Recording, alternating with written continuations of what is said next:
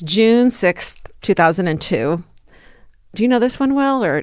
Not well. Yeah. Like, if you asked me, I think I would pass a test with a C. It's the one with that, but you don't know, like, the details. Yes, but here's one detail I do remember, kind of separate, is our first show in Salt Lake City. Remember the audience member that gave us the picture where it was like, it was Elizabeth Smart at the party? Yes, I'm going to get to that. It's so fucking crazy. It's so crazy. Okay. And then also, like, I used to think of the J.C. Dugard story as well, which I also read her autobiography. So they're very different, although they're similar in a lot of ways as well. Okay. So it's June 6th, 2002. It's a warm, quiet night in the Federal Heights neighborhood of Salt Lake City, Utah, obviously. Federal Heights sits at the foothills of the Wasatch Mountains, perched above the downtown area. So there's a lot of, like, mountainous terrain and how beautiful nature is in Utah. Incredible. Yeah. Remember that view out that hotel we got to stay at? Absolutely on tour? not. Yes. The mountains, and then the fog rolled in. No, you know what I remember is that they had English tea. I remember the food. Yeah.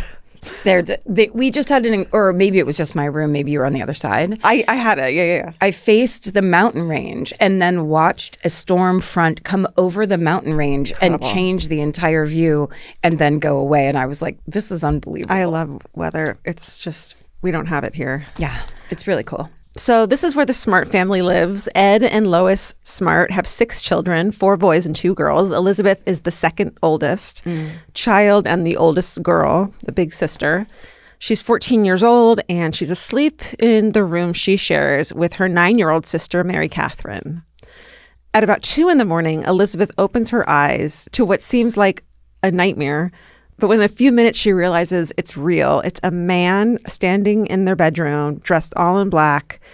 And then he's standing over her, and she feels something cold and sharp against her neck. And he says, quote, "I have a knife to your throat. Don't make a sound. Get out of bed, or I'll kill you and your family."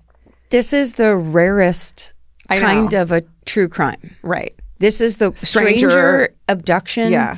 Is so rare, and it's just so creepy and it's like everyone's worst nightmare. And then imagine you're a kid and you're in a house of 8 people, including sharing a room with your little sister. Yep. It's just unfathomable. It's unfathomable. Yeah. And it's similar to polyclass. Exactly. Like taken out of a place where everyone feels safe. Yeah. Totally. So Elizabeth says, quote, "It really seemed like either do what he says and go with him or have your neck cut open and die," end quote.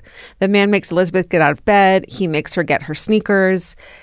She asks him why he's doing this. And he says, quote, "I'm taking you hostage for ransom," end quote. So as she's being walked through the hallway of her home, Elizabeth silently prays that her parents will wake up and come rescue her. But she also worries that the man has already killed her family.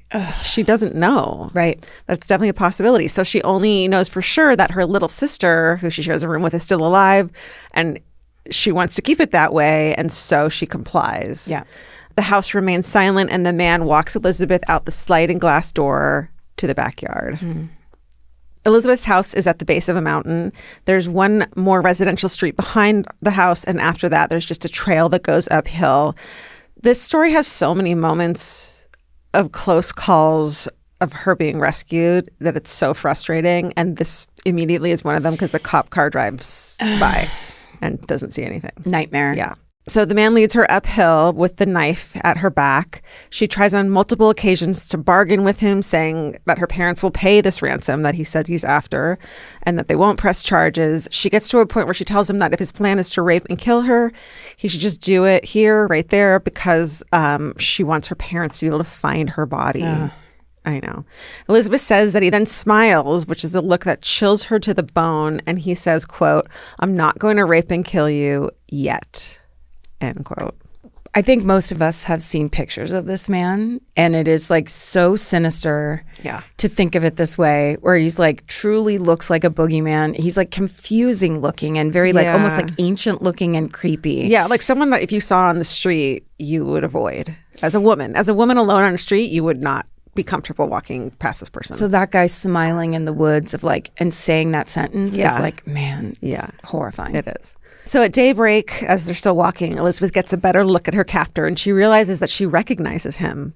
He's a man who did yard work at her family's house for one day months earlier. He had introduced himself as Emmanuel, and when she had met him, he had been clean-shaven, and now he has a long, scraggly beard, but she can tell it's definitely him.